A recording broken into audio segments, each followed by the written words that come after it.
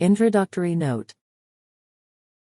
John Keats, a celebrated English poet, born in London, October 29, 1795, died in Rome, February 23, 1821.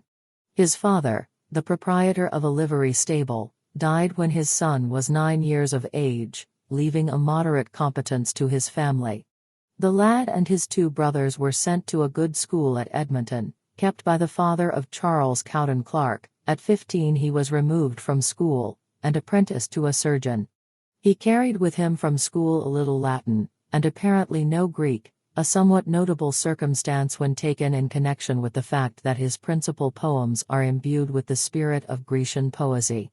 At the conclusion of his apprenticeship he went back to London to walk the hospitals, that is, to study surgery in a practical way. The profession was not suited to him, nor he for it. He had in the meantime become acquainted with Leigh Hunt, Hazlitt, Godwin, and other men of letters, and resolved to make literature his vocation. His first volume of poems, published in 1817, contained the epistles which appear in his collected works.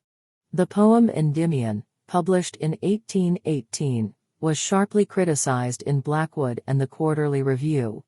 A pulmonary disease set in, which was aggravated by private difficulties, and in 1820 he set out for Italy, to try the effects of a warmer climate. Before leaving England he put forth a volume of poems which contained the fragmentary poems Hyperion, Lamia, The Eve of St. Agnes, Isabella, and several of the best of his smaller poems. He lingered for a while in Naples, and in Rome, where he died. A few days before his death he said that he felt the daisies growing over him. He was buried in the Protestant cemetery in Rome, and upon his tombstone was carved the inscription, dictated by himself, "Here lies one whose name was writ in water." The life of Keats has been written by several persons, notably by Richard Monckton Milnes, afterward Lord Houghton, 1848, and lastly by Sidney Colvin, 1887.